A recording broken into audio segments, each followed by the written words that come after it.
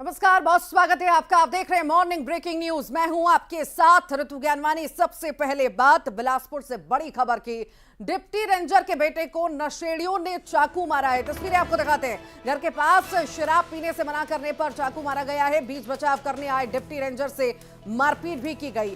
3 बदमाशों ने वारदात को अंजाम दिया। कोटा थाना क्षेत्र के अमने गांव का यह पूरा मामला है। फिलहाल पुलिस आरोपियों की तलाश में जुटी हुई है। तो ये पूरी वारदात को अंजाम 3 बदमाशों द्वारा दिया गया है। तीनों फिलहाल फरार हैं। इनकी तलाश जारी है।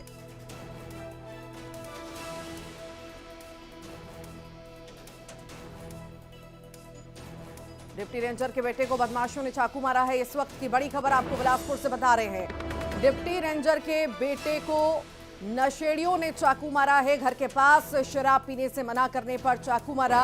बीच बचाव करने आए डिप्टी रेंजर से भी मारपीट हुई है। 3 बदमाशों ने वारदात को अंजाम दिया। कोटा थाना क्षेत्र के अमने गांव का यह पूरा मामला है। फिलहाल पुलिस आरोपियों की तलाश कर रही है।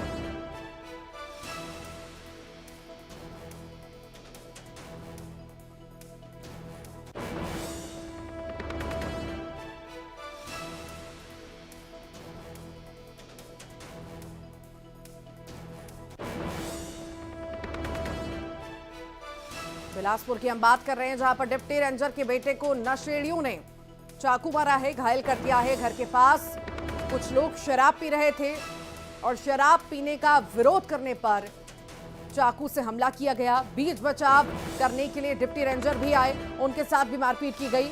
3 बदमाशों ने पूरी वारदात को अंजाम दिया है। कोटा थाना क्षेत्र के अमने गांव का मामला आपको बता रहे हैं। फिलहाल पुलिस आरोपियों की तलाश में जुटी हुई है।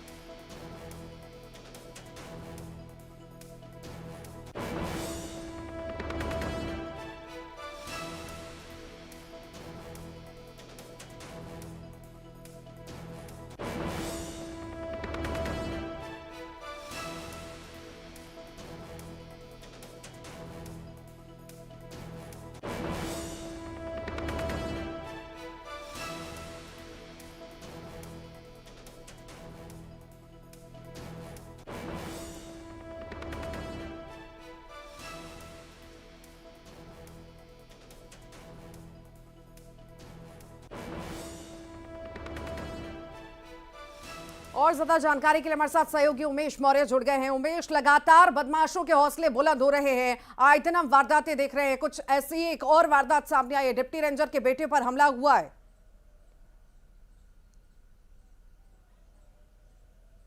देखिए, ये पूरी घटना जो है बीते रात की है। 10:10 की ये घटना बताई जा रही है। कोटा थाना क्षेत्र के अमने गांव में रहने वाले गेंद राम साहू डिप्टी रेंजर है और उनके पुत्र घर पे ही थे। इस दौरान घर के बाहर जो है मोनू ठाकुर, आर्यन खान और हर्ष, ये तीनों वहां पर पहुंचे और शराब पीने लगे। इस दौरान जब सूर्यकांत, जो डिप्टी रेंजर का पुत्र है, सूर्यकांत साहू, उसने जब इन लोगों को पीने से मना किया तो इन लोगों ने मिलकर उससे पहले मारपीट की, फिर उसको धारदार चाकू से हमला कर दिया, जिससे वो लहूलुहान हो गया। इस बीच उसके पिता जो है गेंद राम साहू डिप्टी रेंजर, वो बीच बचाव करने लगे तो उनके साथ भी बेरहमी से पिटाई की गई। फिलहाल पीड़ितों की शिकायत पर कोटा पुलिस ने मामला दर्ज कर लिया है। विभिन्न मामलों के धाराओं के तहत उनके खिलाफ अपराध दर्ज कर लिया है। फिलहाल जो आरोपी है वो पुलिस पकड़ से बाहर है, लेकिन कहीं ना कहीं एक बड़ी घटना निकलकर सामने आई। जिस तरीके से बिलासपुर पुलिस लगातार निजात अभियान के तहत शराबखोरी और कहीं भी सरेहन दारू पीने या शराब पीने वाले लोगों पर कार्रवाई कर रही है, वहीं एक तरह का ये जो घटना है कहीं ना कहीं इस पूरे अभियान पर सवाल खड़ा करती है। तो निश्चित रूप से जिस तरह से निजात अभियान के तहत लगातार पुलिस कार्रवाई करने की दम भर रही है, वहीं इस तरह की घटनाएं कहीं ना कहीं होना पुलिस की बड़ी कार्रवाई पर चूक है और पुलिस की कार्रवाई पर सवाल भी खड़ा करती है। जी ऋतु।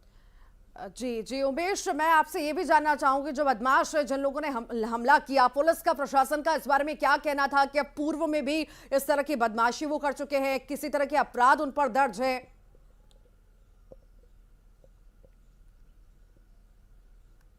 देखिए ये आदतन शराबखोर है और लगातार ये शहर जो कोटा क्षेत्र है वहां पर उन इलाकों पर शराबखोरी करते हुए कई बार देखे गए हैं। इस बार भी उन्होंने एक घर के बगल में जब शराब पीने की कोशिश की तो मना किया गया। यानी कि आप सोचिए कि अगर कोई गलत काम कर रहा है, अगर आप उसको मना कर देते तो वो उसको चाकू मार से हमला कर देता है, उसकी जान लेने की कोशिश करता है। कहीं ना कहीं जो बदमाशों के हौसले हैं वो बुलंद है और इसकी मुख्य वजह यही है कि शायद पुलिस प्रशासन या पुलिस का खौफ बदमाशों पे नहीं है। यही वजह है कि इस तरह की घटनाएं लगातार सामने आ रही हैं। हमने देखा कि ये पहला ऐसा कोई मामला नहीं है जो अमने गांव कोटा थाना क्षेत्र में हुआ है। इससे पहले भी कई तरह की घटनाएं हुई हैं। जरा जरा सी बात को लेकर लोग जो हैं वो जान पर उतारू हो जाते हैं, हत्या जैसी वारदात को अंजाम देने की कोशिश करते हैं और कई बार हत्या भी हो जाती है। तो कहीं ना कहीं पुलिस का जो खौफ होना चाहिए बदमाशों पर, वो खौफ नहीं दिखाई दे रहा है। इसीलिए लगातार इस तरह की घटनाएं सामने आ रही है। ऋतु, कहीं ना कहीं पुलिस प्रशासन पर ये बड़ा गंभीर सवाल उठता है इस तरह की घटनाएं अगर निकलकर सामने आती हैं तो। ठीक, बहुत बहुत शुक्रिया उमेश जानकारी को साझा करने के लिए। ग्वालियर से बड़ी खबर की बात करते हैं। उपद्रव के बाद पुलिस का बड़ा एक्शन देखने को मिला है। अलग अलग थानों में एफआईआर दर्ज हैं। 17 नामजद एफआईआर दर्ज की गई है। 700 से ज्यादा अज्ञात लोगों पर मामला दर्ज हुआ है। 5 उपद्रवियों को गिरफ्तार भी किया गया है। मेहर भोज की प्रतिमा को लेकर आंदोलन हुआ था। ग्वालियर की हम बात कर रहे हैं।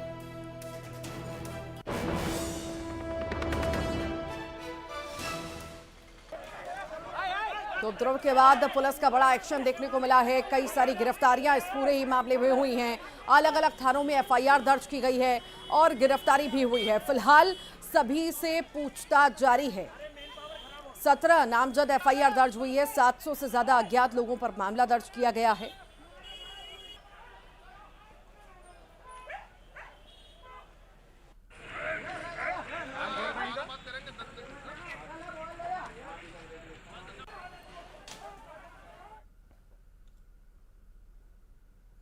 और तेज रफ्तार का कहर कैसा हुआ वो आपको दिखाते हैं, जहां पर दुर्घटना तेज रफ्तार कार और बाइक की भिड़ंत हुई है।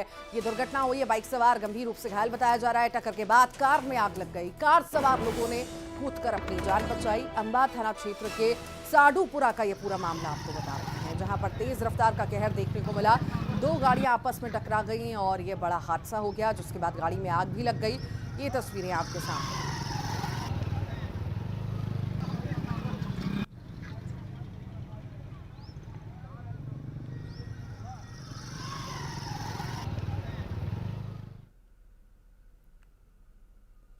और खबर भिंड से है, जहां प्रसिद्ध दंद्रोवा धाम पर भादो माह के अंतिम मंगलवार के दिन भव्य मेले का आयोजन किया जाता है।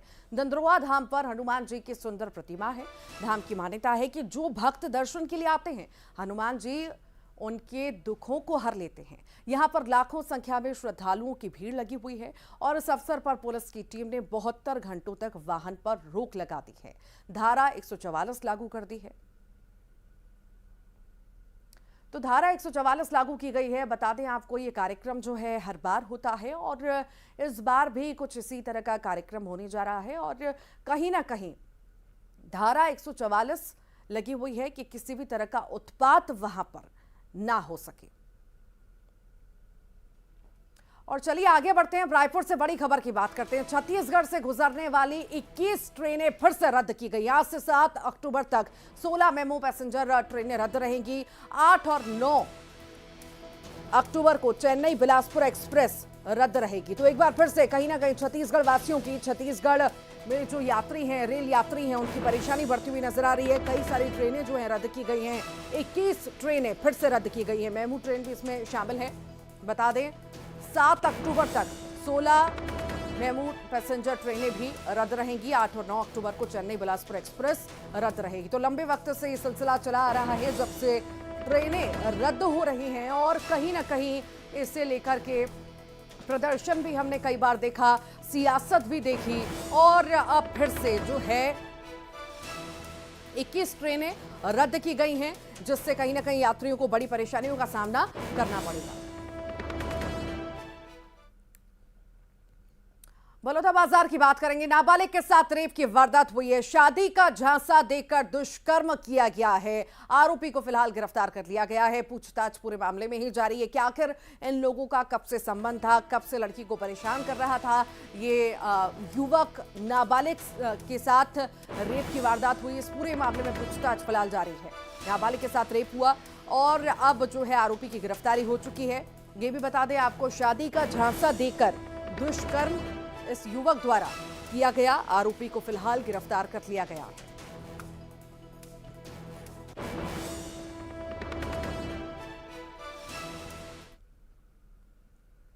पेंड्रा से बड़ी खबर की बात करेंगे। पहाड़ों पर अवैध खनन लगातार जारी है। क्रशर से अवैध खनन हो रहा है। धनौली गांव के आसपास खनन चल रहा है। अवैध खनन को लेकर ग्रामीणों में गुस्सा भी है। शिकायत के बावजूद प्रशासन कार्रवाई नहीं कर रहा है। प्रशासन पर कार्रवाई नहीं करने के आरोप लग रहे हैं।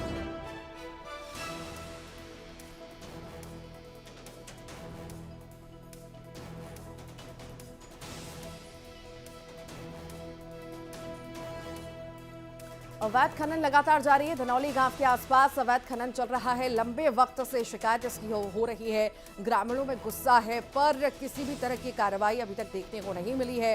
प्रशासन का ढीला रवैया नजर आ रहा है। धमतरी की बात कर लेते हैं। नशे के सामान के साथ ही 2 गिरफ्तार हुए हैं। आरोपियों से नशीले टैबलेट बरामद किए गए हैं। लंबे समय से नशीली दवाएं बेच रहे थे ये आरोपी। कुरू थाना पुलिस की कार्रवाई देखने को मिली है। तो नशे के सामान के साथ गिरफ्तारी हुई है। आरोपियों से नशीले पदार्थ भी जब्त किए गए हैं। पूछताछ पूरे ही मामले में जारी है कि आखिर कहां से ये नशीले पदार्थ लाते थे, कहां ले जाते थे और आखिर क्या इनकी मंशा थी। तो अब नशीले टैबलेट जो है बरामद किए गए हैं। इनसे पूछताछ पूरे ही मामले में जारी है। ये भी बता दें, लंबे समय से नशीली दवाएं ये आरोपी बेचा करते थे। अब इनकी गिरफ्तारी हुई है। आगे मामले में कार्रवाई जारी है।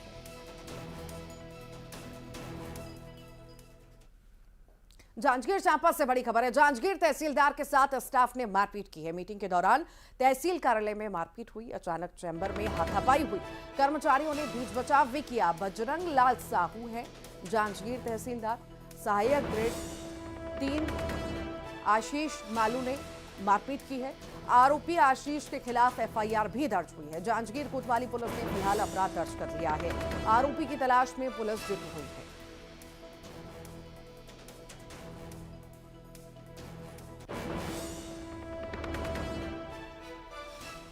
तहसीलदार जांजगीर ने एक आवेदन दिया थाने में कि उनके ऑफिस का कर्मचारी है एक, जो उनके साथ अभद्रता जैसा व्यवहार किया और मारपीट किया है। उनकी रिपोर्ट पर थाना में अपराध पंजीबद्ध कर विवेचना में लिया गया और आरोपी खिलाफ 332, 353 का अपराध पंजीबद्ध कर विवेचना में लिया गया। ये किस समय की घटना है? क्या ऑफिशियल टाइम था या फिर कहाँ पर हुई थी? ये आज की ही घटना है और तहसील ऑफिस की घटना है और दोपहर के आसपास की घटना है। सर, किस बात को लेकर विवाद हुआ, कुछ जानकारी? अभी ऐसा कुछ पता नहीं चला है। अन्वेषण के बाद पता चलेगा क्या मामला था, क्यों ऐसा हुआ है।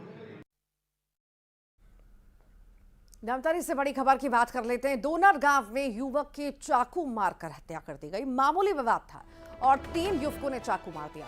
चाकूबाजी में युवक की मौके पर जान चली गई। अपने बुआ के घर दोनर गया हुआ था युवक। रावा का रहने वाला था मृतक त्रिलोक साहू।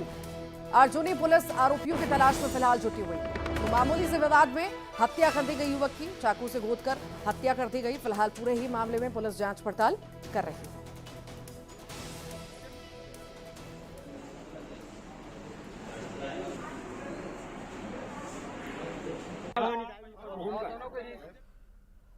और खंडवा के पर्यटन स्थल हनुवंतिया की तस्वीर सामने आई है, जिसमें करोड़ों रुपए की लागत का हाउस बोट और क्रूज पानी में डूब चुके हैं। इसमें पर्यटन निगम की लापरवाही सामने आ रही है। बारिश के सीजन में क्रूज और हाउस बोट को दूसरी जगह शिफ्ट किया जाना था, लेकिन ऐसा नहीं हुआ। इसलिए हवा आंधी के चलते क्रूज और हाउस बोट पानी में डूब गए। आपको बता दें कि इंदिरा सागर बांध के बैक वाटर से हनुवंतिया टापू निर्मित हुआ है, जहां जल महोत्सव का आयोजन किया जाता है। यहाँ सजने वाली टेंट सिटी और वाटर स्पोर्ट्स एक्टिविटी पर्यटकों को आकर्षित करती है।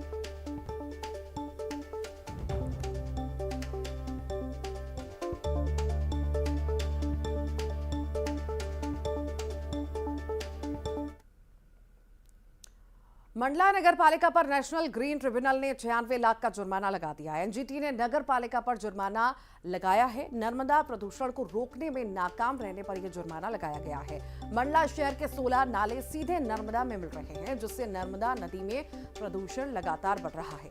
एनजीटी ने नगर पालिका को पहले भी इसे रोकने की हिदायत दी थी, बावजूद इसके नगर पालिका ने इस ओर ध्यान नहीं दिया, जिसके बाद एनजीटी ने 96 लाख का जुर्माना ठोक दिया। जुर्माने के बाद नगरपालिका सीएमओ ने कहा कि अभी नगरपालिका की स्थिति सही नहीं है, पर नेशनल ग्रीन ट्रिब्यूनल का मामला है तो धीरे धीरे इसे भरेंगे। अभी पत्र आया था, उसमें प्रदेश में अधिकतम निकायों पर अलग अलग राशि का ये क्या है, जिसमें नगरपालिका मंडला पर भी 96 लाख का जुर्माना लगाया गया है। पानी बहता है तो वहाँ के लोगों ने ऐसे नए नए प्रोजेक्ट बनाए हैं जिससे कि नर्मदा जी भी प्रदूषित नहीं होती और हमारा नगर पालिका का काम भी चलता है। गरियाबंद की बात करते हैं, जहां प्राथमिक स्कूल कुरूस केरा में शिक्षकों की कमी को लेकर छात्रों का हंगामा देखने को मिला। बता दें कि स्कूल में 107 बच्चे हैं, जिनको पढ़ाने के लिए केवल 2 शिक्षक हैं। स्कूल के प्रधान 6 महीने से प्रशासन के सामने अपनी मांग भी रख रहे थे। गुस्से में आकर छात्रों ने तालाबंदी का कदम उठाया। जब न्यूज़ 18 ने इस खबर को दिखाया, तब जाकर सहायक बीईओ स्कूल पहुंचे और बच्चों से बातचीत की। बच्चों ने अधिकारी से कहा कि शिक्षक की कमी की वजह से उनकी पढ़ाई बाधित हो रही है। हमारे स्कूल में ताला लगा चुके हैं। हमको शिक्षक की बहुत जरूरी है। कितने शिक्षक हैं अभी? 2, एक प्रधान पाठक और एक शिक्षक है। क्या परेशानी हो रहा है?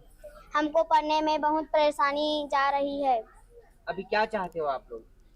हम अभी शिक्षक बहुत जल्द से जल्द नानी हमारे स्कूल में हमको पढ़ने में बहुत दिक्कत आ रही है। तो मैं कहता हूं कि शासन प्रशासन यहाँ पर बैठे हुए हैं तो किस लिए बैठे हुए हैं? यदि हमारे बच्चे के साथ यदि जो देश के भविष्य को गढ़ने वाले बच्चे हैं, जो प्राथमिक स्तर का, और हमारे प्राथमिक शाला में कम से कम 107 बच्चे हैं, यदि शिक्षा का व्यवस्था देखा जाए तो एकदम निम्न स्थिति होते जा रहा है। और हम लोग यही चाह रहे हैं कि जब तक से हमारे सेटअप के अनुसार से कम 2 यहाँ टीचर गए हुए हैं यहाँ से प्रमोशन के लिए, तो 2 टीचर का यहाँ व्यवस्था होना चाहिए। यहाँ पे जो तालाबंदी की स्थिति हुई है, टीचर की मांग को लेकर हुई है, और कल यहाँ पे एक टीचर की व्यवस्था डोसन साहू को सुरसा बांधा से कर दिया गया है, और 3 टीचर हो गए हैं प्राइमरी में, और गांव वाले को बता दिया गया है। और कुछ कमी है उसको मिडिल में जो टीचर है हमारे, उससे मैनेज करके हम यहाँ पे पढ़ाई की व्यवस्था कर लेंगे। ताला कब तक खोला जाएगा? ताला अभी हम हो जाएगी बातचीत तो अभी खोल देंगे गाँव वाले को।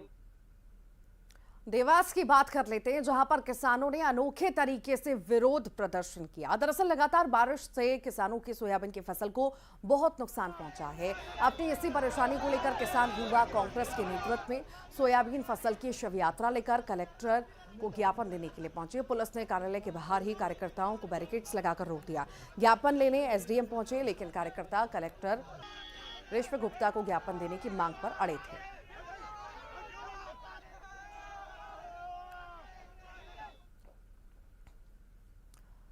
सनातन की शक्ति और भोलेनाथ की भक्ति ने धार के शोएब शेख को राजगुप्ता बना दिया। हिंदू धर्म से प्रभावित होकर शोएब हिंदू बन गए। देखिए,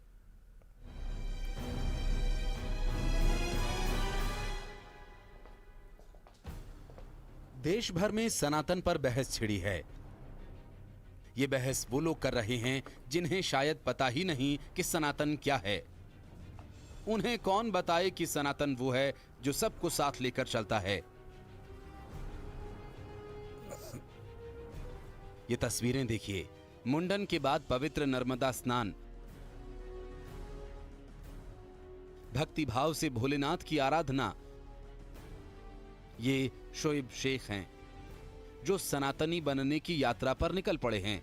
जिस हिंदू धर्म पर आघात सियासी फैशन बन चुका है, धार के रहने वाले शोएब ने उस धर्म का मर्म समझा है। सनातन धर्म ने इन्हें इतना प्रभावित किया कि शोएब खुद हिंदू बन गए। भोलेनाथ की भक्ति ने शोएब को राजगुप्ता बना दिया। मैं हिंदू धर्म में से आना चाहता हूँ। एक तो क्या है कि मेरे को इसके जो हॉलीडेज वगैरह होते हैं, होली, दिवाली, त्योहार जो होते हैं, इनमें ये मेरे को बहुत अच्छे लगते हैं। और मैं सबसे ज़्यादा अपने भोलेनाथ जी को मानता हूँ। हालांकि भगवान तो सभी हैं, ठीक है ना। मैं भोलेनाथ जी को शुरू से ही फॉलो करता आ रहा था, इसलिए मैं सनातन धर्म में आना चाहता था। उत्तर प्रदेश के रहने वाले शोएब शेख काफी समय से धार में रह रहे थे।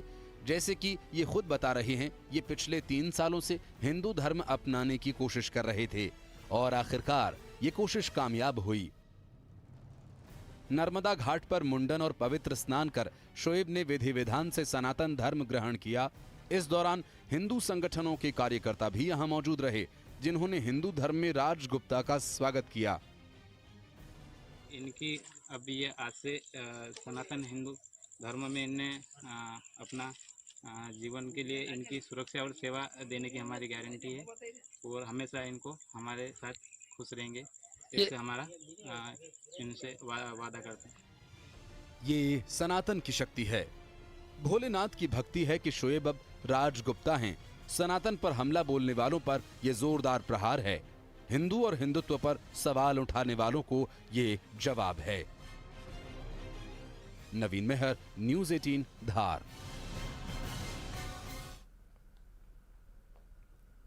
और इसी के साथ ही मॉर्निंग ब्रेकिंग न्यूज में फिलहाल के लिए इतना ही।